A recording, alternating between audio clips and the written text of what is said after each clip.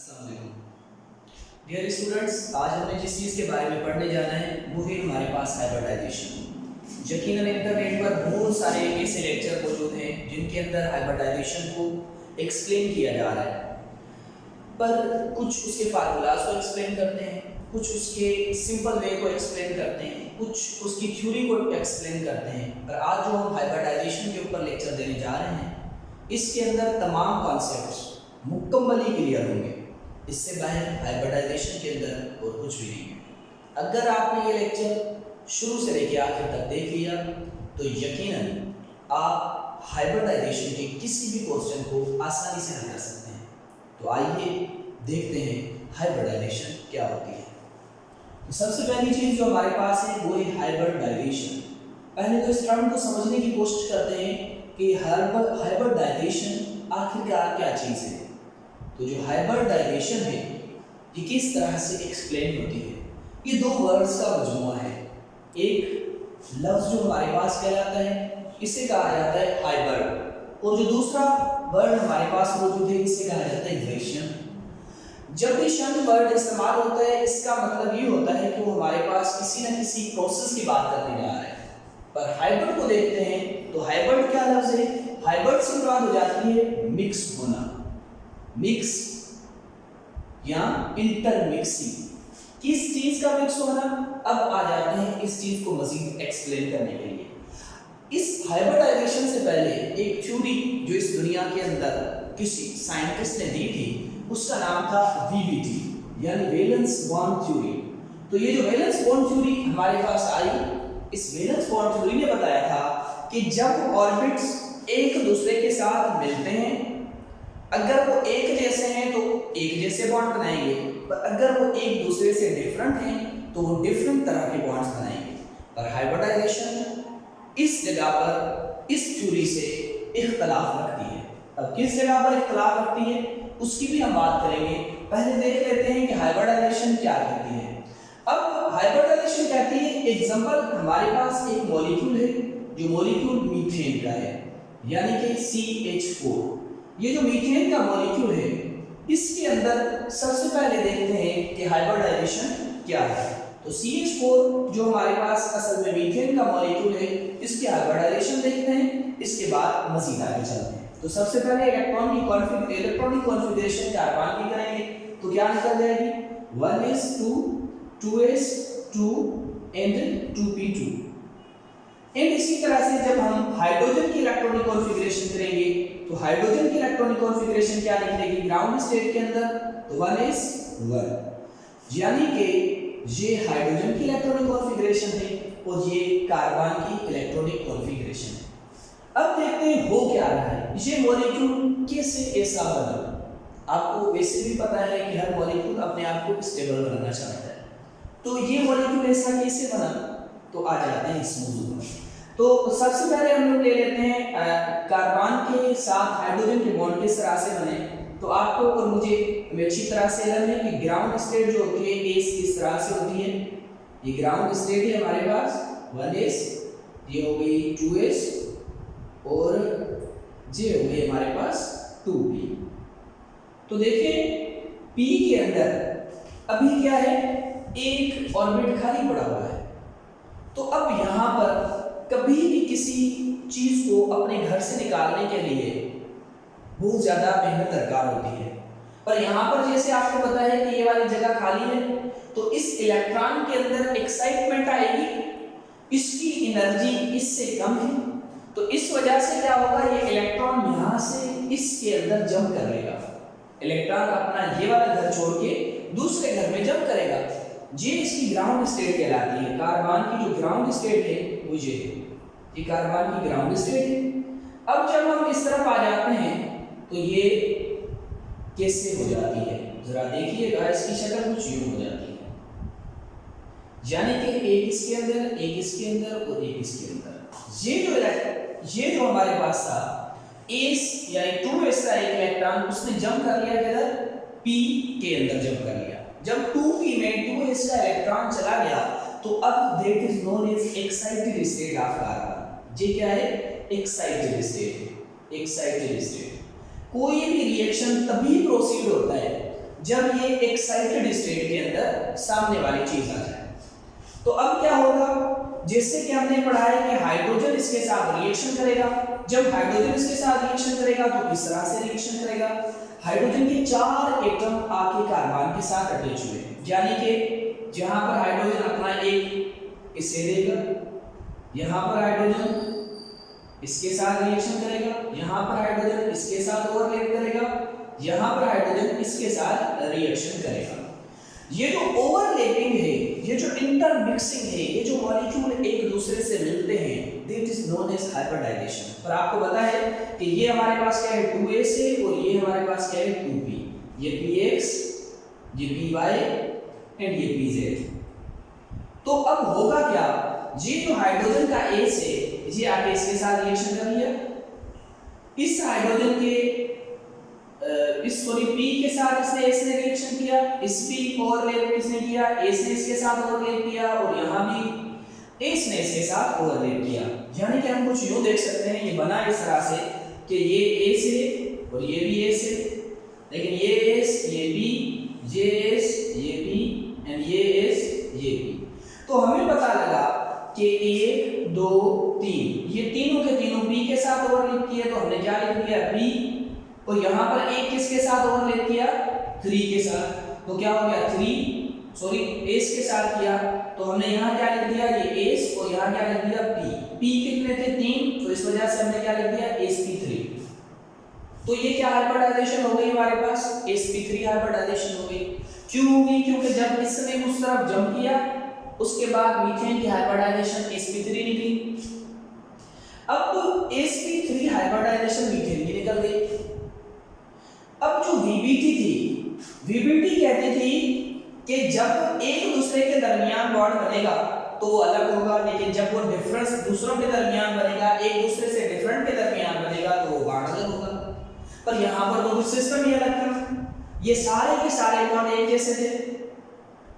तो यहाँ पर हाइब्रिडाइजेशन की बर्थ हो गई, यहाँ पर हाइब्रिडाइजेशन पैदा हो गई, क्योंकि VBT ने कहा था कि जब एक जैसे बॉन्ड बने, जैसे कि यहाँ पर S और S, तो ये तो चलो ठीक है भाई सेम हो सकते हैं, पर जब S और P के दरमियान बने तो ये डिफरेंट होंगे।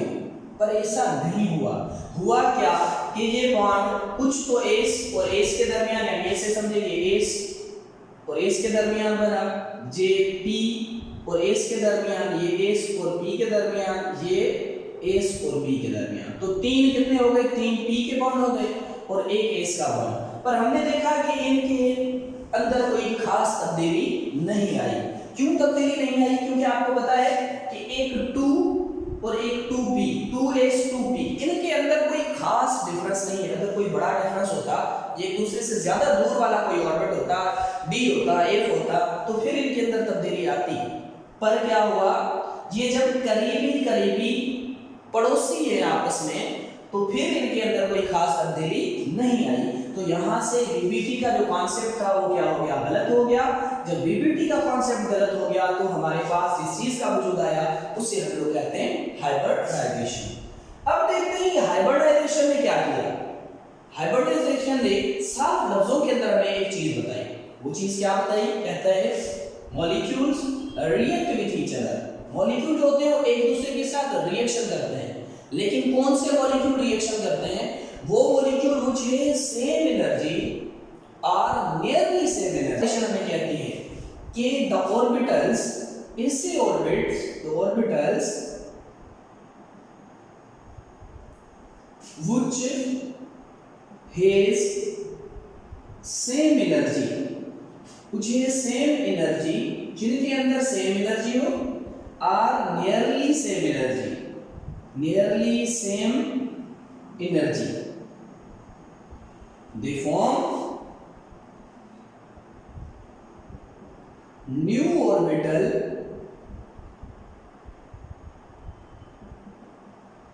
exactly same energy। कहता है कि जब दो ऑर्बिटल्स आपस में ओवरलैप करें, दो ऑर्बिटल्स जैसे कि यहाँ पर J और ये आपस में मिले, J और ये आपस में मिले, या ये दोनों जब आपस में मिले, कहते हैं जब इसी तरह से सारे एक दूसरे के साथ ओवरलैप करें, इंटरमिक्स हों, तो फिर क्या होगा? कहते हैं फिर वो एक नया ऑर्बिट बनाएंगे और वो जो ऑर्बिट बनाएंगे उस सब के अंदर एग्जैक्टली सेम एनर्जी होगी। कैसे? ये कुछ इस तरह से कहता है कि जब ये वाली हाइब्रिडाइजेशन हुई तो अब हमारे पास 4 ऑर्बिट बने। कितने ऑर्बिट बने? 4 ऑर्बिट बने। तो कहता है जो पहला ऑर्बिट है जो ए से इसके दरमियान, इसके अंदर भी sp, ये जो हमारे पास ऑर्बिट है इसके अंदर भी sp, ये जो हमारे पास ऑर्बिट है इसके अंदर भी sp, और ये जो हमारे पास है इसके अंदर भी sp3 sp3 sp3 sp3। यानी कि पहले इनकी एनर्जी डिफरेंट थी, लेकिन जब न्यू ऑर्बिटल्स फॉर्म हुए तो उस वक्त इनकी एनर्जी क्या हो गई? दोबारा सेम एनर्जी हो गई। तो अब हाइब्रिडाइजेशन हम किस चीज को कह रहे हैं? कहता है ऑर्बिटल्स जब एक दूसरे के साथ रिएक्शन करें, एक दूसरे के साथ मिल जाएं, या तो वो सेम एनर्जी वाले एक दूसरे के साथ मिलेंगे, या तो वो नियरली सेम एनर्जी वाले एक दूसरे के साथ मिलेंगे। और जब वो कोई हमारे पास न्यू ऑर्बिटल बनाएंगे तो वो जो न्यू ऑर्बिटल होगा उसकी एनर्जी एग्जैक्ट सेम होगी, वो नियरली सेम नहीं होगी, वो एग्जैक्ट सेम होगी।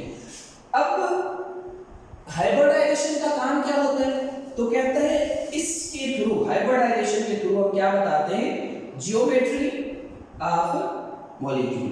किसी भी मॉलिक्यूल की हम लोग जियोमेट्री बता सकते हैं, किसके थ्रू? हाइब्रिडाइजेशन के थ्रू। अब हमने देखना है कि हाइब्रिडाइजेशन आखिरकार किन कंपाउंड्स के अंदर होती है। तो हाइब्रिडाइजेशन या तो हमारे पास हाफ फील्ड होना चाहिए, ठीक है, जो हमारा ऑर्बिट है वो हाफ फील्ड होना चाहिए। अगर हाफ फील्ड नहीं है तो वो ऑर्बिट हमारे पास एम्प्टी होना चाहिए। अगर ऑर्बिट हमारे पास मुकम्मल ही खाली नहीं है तो फिर वो हमारे पास फुल फील्ड होना चाहिए। यानी कि अगर हमारे पास कोई ऑर्बिट इस तरह का है, या फील्ड है, या तो कोई ऑर्बिट मुकम्मल ही इस तरह का है हमारे पास, या तो कोई ऑर्बिट फुल फील्ड है। इन तमाम चीजों के अंदर, इन तमाम ऑर्बिटल्स के अंदर हाइब्रिडाइजेशन हो सकती है। तो हमने देखा कि हाइब्रिडाइजेशन किन किन मॉलिक्यूल्स के अंदर हो सकती है, जिनका ऑर्बिट या तो हाफ फील्ड हो, या तो एम्प्टी हो, या तो फुल फील्ड हो। यहां पर हमने देखा कि इसका ऑर्बिट असल में क्या था? हाफ फील्ड था, क्योंकि जब ये एक्साइटेड स्टेट में आ गया तो एक एस ने जंप कर दिया था पी की जगह, और ये जंप इस वजह से किया क्योंकि इसकी एनर्जी कम थी, इसकी एनर्जी ज्यादा थी। हमेशा इलेक्ट्रॉन की कोशिश होती है कि वो कम से कम एनर्जी वाले लेवल में रहे। तो जब यहाँ पर एनर्जी कम हो गई तो इलेक्ट्रॉन ने जंप कर दिया कम एनर्जी लेवल की जाने। इस वजह से मीथेन का एक मॉलिक्यूल जो है वो फॉर्म हो गया। लेकिन मीथेन के जो 4 ऑर्बिट बने, इन तमाम के अंदर क्या थी? हाइब्रिडाइजेशन बिल्कुल ही वैसी थी जैसी इसके अंदर, जैसी इसके अंदर, जैसी इसके अंदर, जैसी इसके अंदर। इसने जो बॉन्ड बनाया वो एग्जैक्टली सेम एनर्जी वाला बॉन्ड था, तो सॉरी ऑर्बिट बनाया वो एग्जैक्टली सेम एनर्जी वाला। तो ये हमारे पास मेन पॉइंट्स हैं हाइब्रिडाइजेशन के। अब देखते हैं सबसे पहले हमारे पास मेन पॉइंट्स क्या हैं। हाइब्रिडाइजेशन असल में हमारे पास कॉन्सेप्ट क्या है, तो वो सारा का सारा कॉन्सेप्ट इन चंद पॉइंट्स के अंदर मुकम्मल ही मौजूद है। सबसे पहले क्या कहता है हाइब्रिडाइजेशन कहा किस चीज हो जाता है? कहता है इंटरमिक्सिंग ऑफ एटॉमिक ऑर्बिटल्स। जब एटॉमिक ऑर्बिटल्स एक दूसरे के साथ इंटरमिक्स हो जाए, यानी एक दूसरे के साथ मिल जाए। जब एटॉमिक ऑर्बिटल्स एक दूसरे के साथ मिल जाए ऑफ सेम और नियरली सेम एनर्जी, या तो बिल्कुल उनकी सेम एनर्जी हो, या तो तकरीबन उनकी एनर्जी एक दूसरे के साथ मिलती जुलती हो, and give new orbitals of exactly same energy. अब वो जो ऑर्बिट बनाए तो वो ऑर्बिट ऐसा होना चाहिए जिसकी एग्जैक्ट एनर्जी जो है वो सेम होनी चाहिए, that is known as hybridization. तो हमें पता लगा कि जब एटॉमिक ऑर्बिटल आपस में मिलें, या तो वो सेम एनर्जी वाले हों, या तो उनकी एनर्जी तकरीबन एक दूसरे से मिलती जुलती हो, और फिर वो कोई ऑर्बिट बनाएं। जब वो ऑर्बिट बनाएं तो उनकी एनर्जी मुकम्मल ही सेम हो, तो वो हमारे पास क्या कहलाएगी? हाइब्रिडाइजेशन कहलाएगी। क्योंकि हाइब्रिडाइजेशन कभी भी डिफरेंट एनर्जी वाले ऑर्बिट्स नहीं बनाती। ये वीबीटी ने कहा था कि डिफरेंट एनर्जी वाले ऑर्बिट बनते हैं जिसकी वजह से वीबीटी फेल हो सेकंड पॉइंट हमारे पास कहते हैं those orbitals which take part. अब वो कौन से ऑर्बिटल्स हैं, वो कौन से ऑर्बिटल्स हैं जो हाइब्रिडाइजेशन के अंदर टेक पार्ट कर सकते हैं। सबसे पहले हाफ फील्ड, यानी ऐसे ऑर्बिट जो मुकम्मली फील्ड ना हो, जो हाफ फील्ड हो, जिसे मैंने शुरू में लिखा कि इस तरह से अगर कोई हमारे पास ऑर्बिट आ जाता है जो हाफ फील्ड है, तो ये भी क्या करेगा, टेक पार्ट कर सकता है। दूसरा एम्प्टी, यानी कि हमारे पास कोई ऑर्बिट मौजूद है जो मुकम्मली एम्प्टी है, वो भी टेक पार्ट करेगा। और थर्ड, अगर हमारे पास कोई ऑर्बिट है और वो फुल फिल है, तो वो भी हाइब्रिडाइजेशन के अंदर टेक पार्ट कर सकता है। चौथी जो उसने बात की, कहता है the number of hybrid orbitals, the number of hybrid orbitals intermixing orbital equal किसके होंगे, कहता है द नंबर ऑफ हाइब्रिड, यानी अब वो जितने हाइब्रिड ऑर्बिट करेंगे, यानी एक दूसरे के साथ जितने ऑर्बिटल्स ओवरलैप करेंगे, वो सारे के सारे इतने ही ऑर्बिट बनाएंगे। मिसाल के तौर पर हमारे पास ये 1s और 1p है, तो टोटल कितने ऑर्बिट्स हैं, 2, इन्होंने बनाए भी कितने हैं, 2। यहाँ पर हमारे पास 1s 2p है, तो टोटल कितने हैं, 3, तो इन्होंने बनाए भी कितने हैं, 3। इसी तरह से नीचे आ जाए तो 1s 3p है, तो 1 and 3 कितने हो गए, 4, तो ये बनाएंगे भी कितने ऑर्बिटल्स, 4 बनाएंगे। पर आपको याद होना चाहिए कि बीपीटी कहती थी कि अगर ये 1s 1p है, तो यहाँ पर एक के अंदर खासियत होगी 1s की, एक में खासियत होगी 1p की। पर हाइब्रिडाइजेशन कहती है नहीं, ये आपस में इंटरमिक्स हो जाएंगे। यानी कि जैसे हम किसी चीज में नमक छिड़क दें, तो उस चीज का ऐसे नहीं होगा कि आधा हिस्सा नमक वाला हो और आधा हिस्सा बिना नमक के हो, बल्कि ऐसे होगा कि वहां पर सारे के सारे उस चीज में, उस सारे खाने में, उस सारी बनाए हुए हलवे के अंदर नमक हो जाएगा। तो इसी तरह से यहाँ भी क्या होगा, 1s और 1p जब आपस में इंटरमिक्स होंगे, तो वो जो ऑर्बिट बनाएंगे, ये भी sp का बनेगा, ये भी sp का बनेगा। हाँ, ऐसा जरूर होगा, यहाँ 1s है, यहाँ 2p है, तो 2p की खासियतें 1s से ज्यादा होंगी, क्योंकि 2p ज्यादा मिक्स किया जा रहा है। जो ज्यादा मिक्स होगा उसकी खासियतें ज्यादा होंगी, जो कम मिक्स होगा उसकी खासियतें कम होंगी। तीसरी बात जो कहते हैं कि the concept of hybridization depends upon sigma bond और लोन पेयर। कहते हैं हाइब्रिडाइजेशन का जो कांसेप्ट है वो डिपेंड करता है सिग्मा बॉन्ड्स पर या तो लोन पेयर पर। कभी भी हाइब्रिडाइजेशन का कांसेप्ट जो है वो पाई बॉन्ड्स पर डिपेंड नहीं करता। क्यों नहीं करता? क्योंकि हमारे पास अगर कोई मेन का शो करता है तो हमारे पास सिर्फ और सिर्फ सिग्मा बॉन्ड्स या लोन पेयर ही शो करते हैं, ये पाई बॉन्ड्स नहीं करते। कहते हैं pi bond do not form in hybrid orbitals, they are not involve in hybridization. Pi bonds hybridization के अंदर इन्वॉल्व नहीं होते, ये ज्योमेट्री के अंदर पाई बॉन्ड का कोई रोल नहीं होता। कहते हैं hybrid orbitals are named after parent orbitals. Hybrid orbital का जो नाम है वो पेरेंट ऑर्बिटल के बाद दिया जाएगा। अब यहाँ पर हमने देखा है कि 1s और 1p जब आपस में मिले तो उन्होंने 2 बनाए, क्योंकि ये 2 थे। जब 2 थे तो उन्होंने बनाए भी 2, पर यहाँ पर इसकी खासियतें अलग थी, इसकी खासियतें अलग, यहाँ पर दोनों की सेम हो गई। इसी तरह से 1s and 2p जब आपस में मिले तो उन्होंने sp2 and sp2 यानी 3 मिले तो 3 बनाए, यहाँ 4 मिले तो उन्होंने 4 बनाए। अगर इसी तरह से हमारे पास ऐसे हो जाता 1s, ठीक है, ठीक है, सॉरी 1s और ये हमारे पास हो जाता 3p, 1s 3p and 1d, ठीक है जी। d क्या होता, 1 होता हमारे पास, 1d। तो अब कितने ऑर्बिट बन जाते हैं हमारे पास, तो अब हमारे पास ऑर्बिट ज्यादा बन जाते हैं बनिस्बत इसके, क्योंकि कितने हो गए, 1 और ये कितने हो गए, 3, 1 और 3 4 और एक ये हो गया तो 5 हो जाते हैं, यानी 1 2 3 और ये 4, ये 5 ऑर्बिट बन जाते हैं, ठीक है। तो इसी तरह से अगर ऐसे आगे हो जाता 1s 3p 2d, ठीक है जी। तो अब ये कितने बन जाते, अब ये हमारे पास बन जाते 6। 6 क्यों बनते हैं? क्योंकि यहाँ से कितनों ने रिएक्शन किया है, कितनों ने यहाँ से एक दूसरे के साथ ओवरलैप किया है, तो वो 6 ऑर्बिट हैं। 3 ये 4 ये हो गए और 2 ये हो गए, ये 2 d के हैं। तो इस तरह से ये चेंज हो जाएगा। अब जो मेन चीज है जो हमने यहाँ पर सीखी है इनके अंदर, वो चीज ये है कि जितने ओवरलैप आपस में करेंगे उतने ही हमारे पास ऑर्बिटल्स बनेंगे। दूसरी जो मेन बात कि यहाँ पर चाहे उनकी एनर्जी डिफरेंट हो, पर यहाँ पर इन सब की एनर्जी क्या होगी, इन सब की एनर्जी सेम होगी। हाइब्रिडाइजेशन के बाद इनकी एनर्जी सेम होगी, यहाँ पर डिफरेंट हो सकती है पर सेम होगी। और जो दूसरी चीज कि ज्यादा मिकदार किसके अंदर होगी, तो जो ज्यादा हिस्सा कांटेक्ट कर रहा होगा, जो ज्यादा हिस्सा ओवरलैप कर रहा होगा, उसकी क्वांटिटी की, उसकी खासियतें, उसकी प्रॉपर्टीज ज्यादा होंगी। जो कम ओवरलैप कर रहा होगा उसकी प्रॉपर्टीज कम होंगी। अब यहाँ पर देखते हैं जो इसकी मेन बात है, कहते हैं अगर sp हाइब्रिडाइजेशन पाई जाती है तो लीनियर स्ट्रक्चर बनाएगा और उसका एंगल 180 होगा।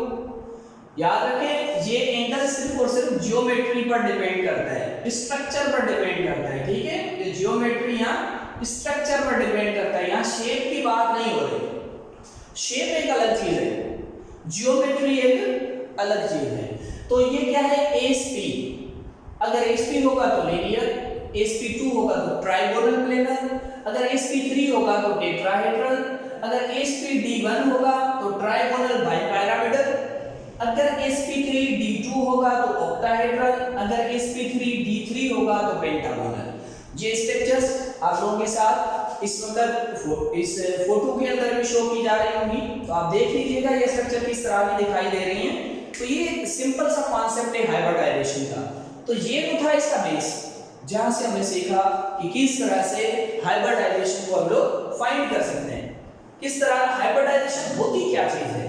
अब हम जिस चीज के बारे में पढ़ेंगे वो हमारे पास है कि इस हाइब्रिडाइजेशन को किस तरह से मालूम किया जाए कि sp है, p है, sp3 है, sp3 है, तो क्या है ये हमारे पास। इसकी बिल्कुल सुपर ट्रिक्स हैं हमारे पास। दो तरह से आप हाइब्रिडाइजेशन को फाइंड आउट कर सकते हैं, एक स्ट्रक्चरल मेथड के थ्रू और एक सिंपल से फार्मूला के थ्रू। तो आइए देखते हैं कि हम लोग हाइब्रिडाइजेशन किसी कंपाउंड की किस तरह से निकालते हैं। हाइब्रिडाइजेशन को तो किस तरह से फाइंड आउट करेंगे, बिल्कुल आसान है, स्ट्रक्चर के साथ फाइंड आउट करना कि हाइब्रिडाइजेशन विद स्ट्रक्चर, ठीक है जी। अब लाजमी नहीं ये आप लोगों को सबको इसकी स्ट्रक्चर बनाना आती है, ठीक है। हाइब्रिडाइजेशन इसके साथ, स्ट्रक्चर के साथ, कि हम हाइब्रिडाइजेशन को स्ट्रक्चर के साथ किस तरह से फाइंड आउट करते हैं। बिल्कुल सिंपल है। सबसे पहले आपने क्या देखना है, सबसे पहले आपने देखना है सिग्मा बॉन्ड, ठीक है जी। हमारे पास कितने सिग्मा बॉन्ड मौजूद हैं, सबसे पहले आपने ये देखना है।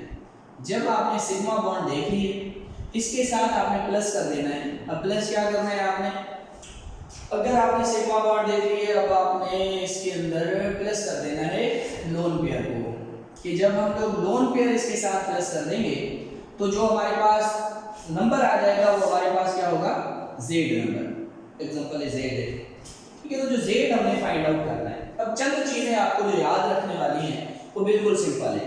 अगर z हमारे पास 2 के बराबर है तो आपने याद रखना है कि हाइब्रिडाइजेशन आपके पास sp होगी। अगर z हमारे पास 3 के बराबर है तो आपने याद रखना है हाइब्रिडाइजेशन sp3 होगी। अगर z हमारे पास 4 के बराबर है तो आपने याद रखना है कि हाइब्रिडाइजेशन हमारे पास sp3d होगी। अगर z हमारे पास 5 के बराबर है तो आपने याद रखना है कि हाइब्रिडाइजेशन सॉरी गलत हो गया। अच्छा यहाँ से क्या है, z अगर 3 के बराबर sp2, यहाँ पर sp3, और अगर यहाँ पर होगा तो sp क्या होगा हमारे पास z 5 के बराबर तो sp3d।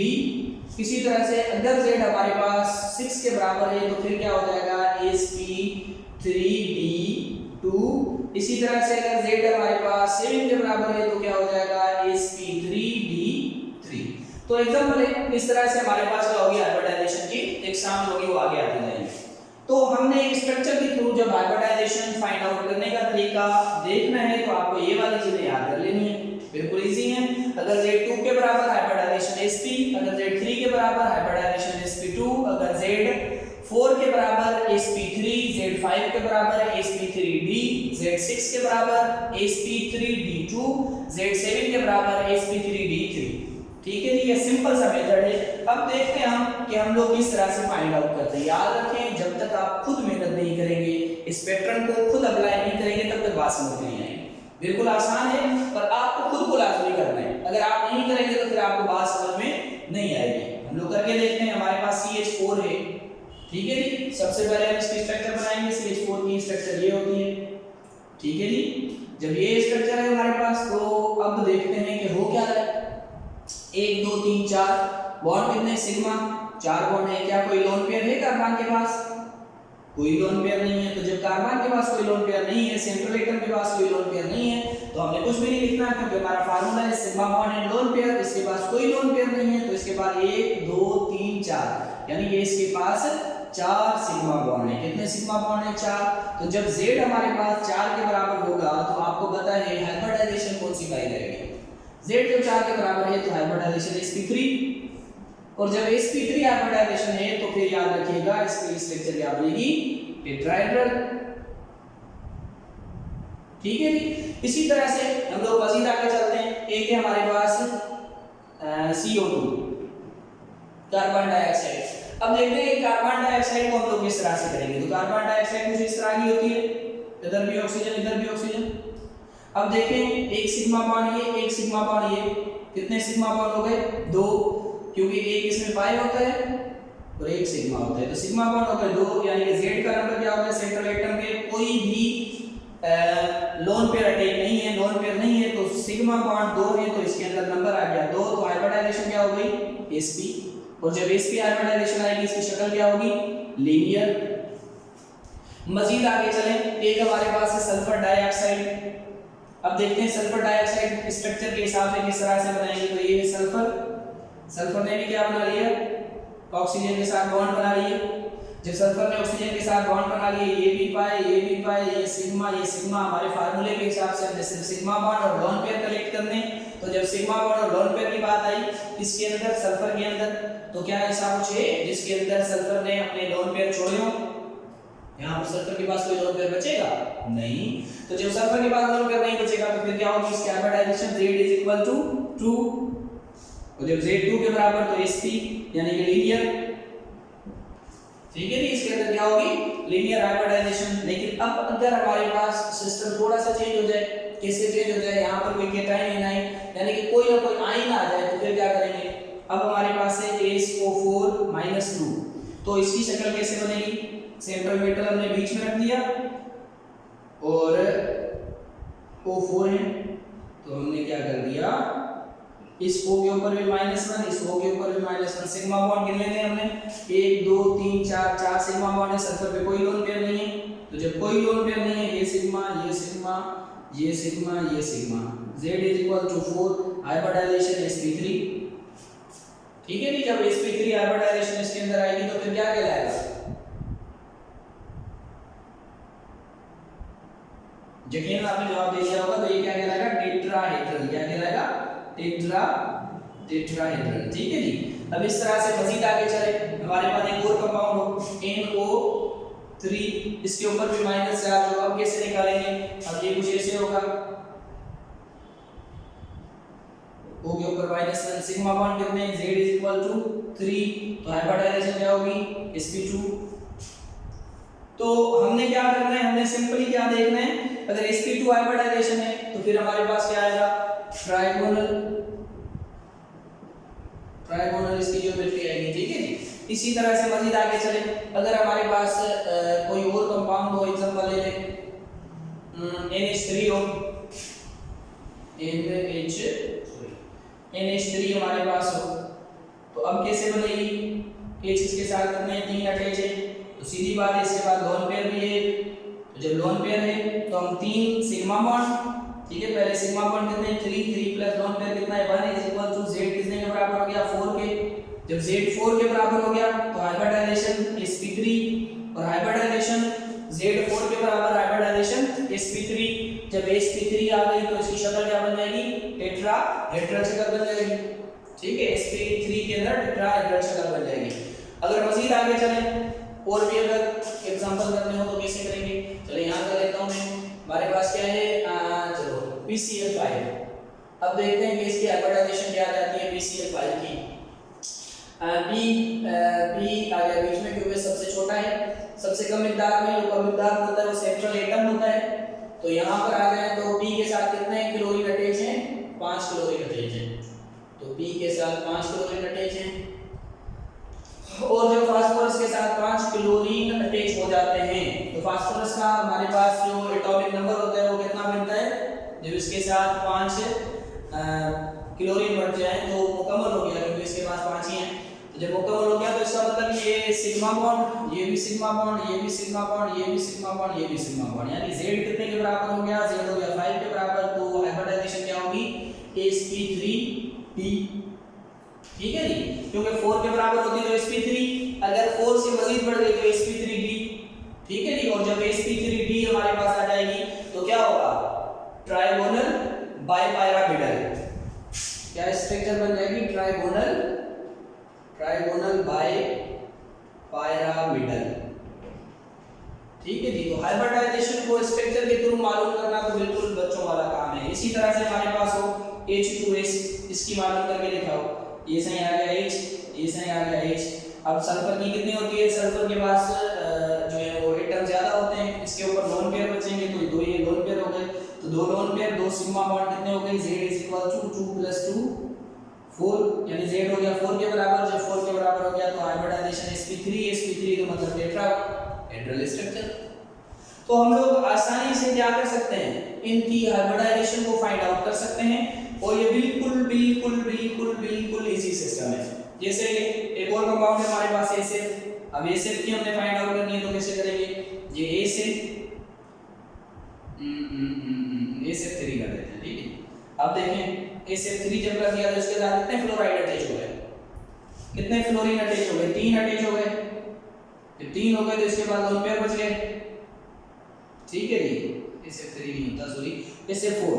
अब जब ऐसे कर देंगे तो अब इसके बाद कितने हो गए? एक लोन पेयर बच गया, तो 1 2 और 2 कितने हो गए? 4 और एक लोन पेयर, तो Z = 5। जब Z 5 के बराबर हो जाएगा तो क्या बन जाएगा? sp3d1। और जब sp3d1 होगी तो हमारे पास इसका नाम क्या आएगा? Trigonal bipyramidal. Trigonal bipyramidal. ठीक है जी, तो लिख लें। बिल्कुल इजी तरीका है किसी चीज की हाइब्रिडाइजेशन को फाइंड आउट करने का। सबसे पहले हमने क्या करना है? उसके सिग्मा बॉन्ड गिन लेने हैं स्ट्रक्चर बनाकर, फिर उसके बाद जितने लोन पेयर हैं वो देख लेने हैं, और इससे हमें आसानी से हाइब्रिडाइजेशन जो होगी वो फाइंड आउट कर लेंगे। चलिए जी, अब कुछ आपको दे देते हैं करने के लिए। यकीनन आपने लिख लिया होगा, तो ये आप लोगों ने करने हैं। देखते हैं कि आप लोग कितने इंटेलिजेंट हो गए, कितने होशियार हो गए, क्या आप लोग काम कर रहे हैं कि नहीं कर रहे। BeCl2, ठीक है जी, ये आपने करके देखना है। दूसरा आपने क्या करना है? CO3-2, ये आपने करके देखना है। तीसरा आपने क्या करना है? नहीं, बिल्कुल इजी है, बच्चों वाली चीजें हैं। ठीक है जी, आप लोग अगर करना चाहेंगे तो बिल्कुल आसानी से हो जाएगा, और करने वाले बने। NH3 है, ठीक है जी, ये आप लोगों ने कर लेना है। और कौन से ऐसे होंगे जो आप लोग कर सकते हैं? बहुत सारे ऐसे कंपाउंड है, आप जाकर खुद सर्च करें, खुद सर्च मारें, देखें कि भाई कौन कौन से हमारे पास ऐसे कंपाउंड हैं जो हम लोग कर सकते हैं। अगर आप लोग करने की कोशिश करेंगे तो हो जाएगा आसानी से, कोई मसला ही नहीं है। इनको आपने इसकी अगर मालूम करनी है, ठीक है जी, ये नहीं चलें, आसान सा दे देता हूँ, किंग ऑफ कंपाउंड है। ठीक है जी, कि जाके आप लोग इनकी हाइब्रिडाइजेशन फाइंड आउट करें स्ट्रक्चर के मेथड के हिसाब से। अगर आपने इसकी स्ट्रक्चर बनाना सीख ली है तो आप आसानी से इनको फाइंड आउट कर सकते हैं। अगर आपने स्ट्रक्चर बनाना नहीं सीखी है तो आपको स्ट्रक्चर बनाना सीखनी पड़ेगी। इसके लिए भी हम करीब हमारा एक वीडियो जो होगा वो मौजूद होगा, वो भी आपको सिखा देंगे कि भाई किस तरह से स्ट्रक्चर बनाई जाती है। वो भी बिल्कुल आसान है।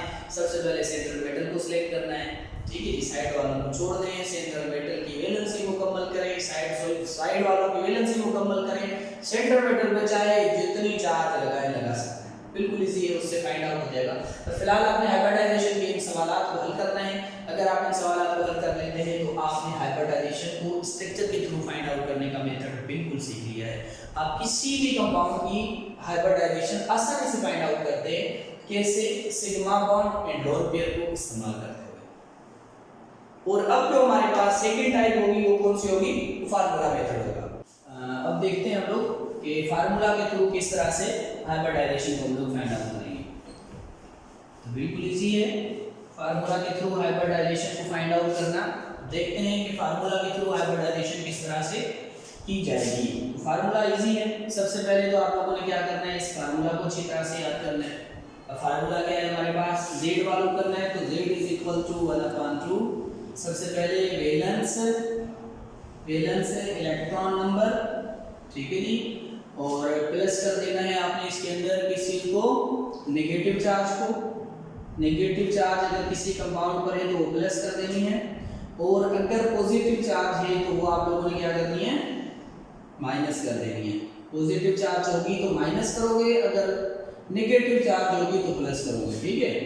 और प्लस क्या करना है, plus monovalent atom, monovalent atom इनको भी क्या कर देना है आपने, प्लस कर देना है। अब मोनोवेलेंट एटम कौन से हमारे पास, हाइड्रोजन है, फ्लोरीन है, क्लोरीन है, ब्रोमीन है, ठीक है जी, अम्बरीन, समरीन और ब्रोमीन का भी नाम ले लें, तो ये सारे हमारे पास क्या है, मोनोवेलेंट एटम। अब मजीद आगे चलते हैं कि किस तरह से हमने किसी को फार्मूला की तरह फाइंड आउट करना है।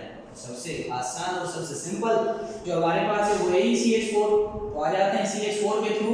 ये CH4 को हम लोग अगर कैलकुलेट करना चाहें तो कैसे कैलकुलेट करेंगे, फार्मूला के थ्रू। आपको पता है कि C यानी कि कार्बन के अंदर कितने वैलेंस इलेक्ट्रॉन होते हैं, सबसे पहले हमें देखना है वैलेंस इलेक्ट्रॉन के बाद कितने होते हैं, टोटल 4 होते हैं, ठीक है जी। 4 प्लस क्या कर देना है हमने, सॉरी Z = 1/2 4 प्लस, अब किसे कर देना है, इसके साथ दूसरे कितने अटैच हैं, 4 अटैच हैं हाइड्रोजन के मोनोवेलेंट एटम, तो 4 + 4 कितने हो गए, 8 हो गए। 8 में से जब आधे चलेंगे तो कितने बचे, 4। जब 4 हो गया Z का नंबर, तो आपको बताए कि क्या होगा, जब 4 हो गया हमारे पास Z का नंबर हो गया 4, तो हाइब्रिडाइजेशन sp3, और sp3 अगर हाइब्रिडाइजेशन आ जाती है तो इसका मतलब हमारे पास ये होता है कि अब हमने टेट्रागोनल स्ट्रक्चर बनाई है। कौन सी स्ट्रक्चर है, टेट्रागोनल। अच्छा जी, इसी तरह से हम दूसरे को फाइंड आउट करके देखते हैं। दूसरा कंपाउंड फार्मूला के थ्रू अगर करें, H2 है हमारे पास, वाटर है, तो इसे फाइंड आउट करते हैं। Z = 1/2 और 4 सॉरी कितने आ जाएंगे, ऑक्सीजन के अंदर कितने एटम होते हैं, सीधी बात है, ऑक्सीजन के अंदर आखिरी के अंदर पाए जाते हैं 6, 6 प्लस हाइड्रोजन कितने 2, तो 6 + 2 कितने हो गए, 8। 8 में से 8 चले गए, बाकी कितने बचे, 4, तो Z = 4 के बराबर। अगर Z 4 के बराबर है तो हाइब्रिडाइजेशन sp3, ठीक है जी। मजीद आगे चलें, इसी तरह से अगर हम लोग दूसरे किसी कंपाउंड को फाइंड आउट करेंगे, अब 4 वाला भी कोई देख लेते हैं, ठीक है। तो 3 नंबर पर हमारे पास आ जाता है, तो मिसाल क्या है हमारे पास, अब जो तीसरे नंबर पर ले रहे हैं, ये चार्ज वाली मिसाल ले लेते हैं, तो ये है CO3 - 2। तो अब कार्बन हमारे पास Z = 1/2, तो कार्बन कितने के बराबर है, 4 के, यहाँ लिख दिया 4, और 4 को जब हमने क्या कर दिया, इसके ऊपर चार्ज क्या है -2, तो प्लस कर दिया -2 को, 6 जवाब आया, तो 6, जब 6 जवाब आया तो Z कितने के बराबर हो जाएगा, Z बराबर हो जाएगा हाफ, जब कर दिया तो Z बराबर हो जाएगा 3 के, और जब 3 के बराबर हो जाएगा तो इसके अंदर हाइब्रिडाइजेशन sp2। इसी तरह से फिर चौथे के अंदर हम लोग आ जाते हैं। अगर हम लोग चौथा ले, हमारे पास नाइट्राइड आयन है, तो NO3 - 1, तो Z = 1/2, ठीक है। n कितने के बराबर है, 5 + 1, जो 5 + 1 6 हो गए, ठीक है जी। और 6 में से जब हाफ किया हमने तो क्या बचा 3, तो इसके अंदर भी हाइब्रिडाइजेशन क्या होगी, sp2। तो देखें, हाइब्रिडाइजेशन फाइंड आउट करने का सबसे आसान तरीका क्या है, हमने लोन पेयर जो होता है उस लोन पेयर के साथ नेगेटिव चार्ज को प्लस करना है, नहीं तो जो मोनोवेलेंट एटम है, ये जो लिखे हैं मैंने, इनको आपने प्लस करना है। इनको प्लस करने के बाद निकल जाएगा। एक और एग्जांपल ले लेते हैं इसका 5वें नंबर पर, बिल्कुल सिंपल सा एग्जांपल है SiF4, ठीक है। अब इसका जब हम लोग करेंगे तो कैसे होगा वाली कहता है Z = 1/2। अब S आया हमारे पास कितने के बराबर होती है, 4, ठीक है जी। तो 4 + 4 जवाब क्या आ जाएगा 8, तो 8 का हाफ क्या हो जाएगा, 8 का हाफ हो जाएगा 4, ठीक है जी। तो यहाँ पर sp3 है हाइब्रिडाइजेशन। यकीनन ये सारी बातें आपको समझ में आ गई होंगी, बिल्कुल इजी था। अब आप लोगों को काम दे रहे हैं, ठीक है जी। ये काम अगर आपने कर लिया तो आप लोग बिल्कुल इसके गुरु बन गए। मैं मान लूँगा कि हाँ भाई, ये जो बच्चे थे, जो देख रहे थे, जो पढ़ने वाले थे, उन्होंने कर लिया है। तो सबसे पहला है सवाल एस इन H2S, यानी कि आपने हाइड्रोजन सल्फाइड के अंदर से इसे मालूम करना है। दूसरा बिल्कुल इजी है, इसी की तरह है, आपने देखना है। दिखने में थोड़ा मुश्किल जरूर लगता है पर मुश्किल है ही नहीं, ठीक है जी, है बिल्कुल आसान। तो XeO2F4, ठीक है जी। इसे आपने क्या करना है, इन दोनों की हाइब्रिडाइजेशन फाइंड करनी है। ज़ीनॉन की क्या होगी इसके अंदर और इसके अंदर, सॉरी सल्फर की क्या होगी इसमें और ज़ीनॉन की क्या होगी इसके अंदर। जी अगर आप लोग कंपाउंड फाइंड आउट कर लेते हैं तो मैं समझ लूँगा कि आपने हाइब्रिडाइजेशन मुकम्मल सीख ली है। हमने जो इतनी देर हाइब्रिडाइजेशन के अंदर डिस्कस किया है, इससे बाहर हाइब्रिडाइजेशन है कुछ भी नहीं। और दुख की कहानी आपको बताना चलूं कि जो हाइब्रिडाइजेशन है ये भी गलत है। हाइब्रिडाइजेशन से आगे एक और कॉन्सेप्ट है, देखेंगे कि वो कॉन्सेप्ट कौन सा है और हाइब्रिडाइजेशन क्यों गलत है इंशाल्लाह नेक्स्ट वीडियो में। अच्छा कुछ चीज़ें एक क्लास में देख लीजिएगा। जो एस होता है ये स्फेरिकल होता है, जो पी होता है ये ऐसे डम्बेल होता है, और जो डी होता है ठीक है ये इस तरह से होता है, ठीक है डबल डम्बेल होता है। और जो एफ हमारे पास होता है ये सासर लाइक होता है, ठीक है चाय पीने वाली सासर होती है ना, इस तरह से एक फूल बना हुआ होता है। तो आप लोगों ने ये याद कर लेना है। एस जो है ये स्फेरिकल है, ठीक है इसकी शक्ल, इसकी क्या होती है डम्बेल, और इसकी क्या होती है डबल डम्बेल। डम्बेल किसे कहते हैं आपको पता है, डबल डम्बेल, ठीक है जी। तो डम्बेल कहते हैं जब हम एक्सरसाइज करने जाते हैं ना तो वो ऐसे ऊपर करके उठाते हैं, उसे कहते हैं डम्बेल, ठीक है जी। तो ये डम्बेल है असल में डबल डम्बेल। और ये हमारे पास क्या है सासर लाइक, ये फूल बना हुआ होता है ऐसे सासर लाइक। तो इस वजह से एफ की शक्ल क्या होती है एसी सॉरी सासर लाइक, डी की डबल डम्बेल और टी की डम्बेल और एस की स्फेरिकल। ये हमारे पास ऑर्बिट्स होते हैं और यकीनन आपने पीछे पढ़ा होगा कि ये किस तरह से काम करते हैं। तो कोई भी सवाल हो हाइब्रिडाइजेशन के हवाले से, कोई भी मसला हो तो आप लोग नीचे कमेंट्स के अंदर जरूर पूछिएगा। तब तक के लिए सदा सुभान।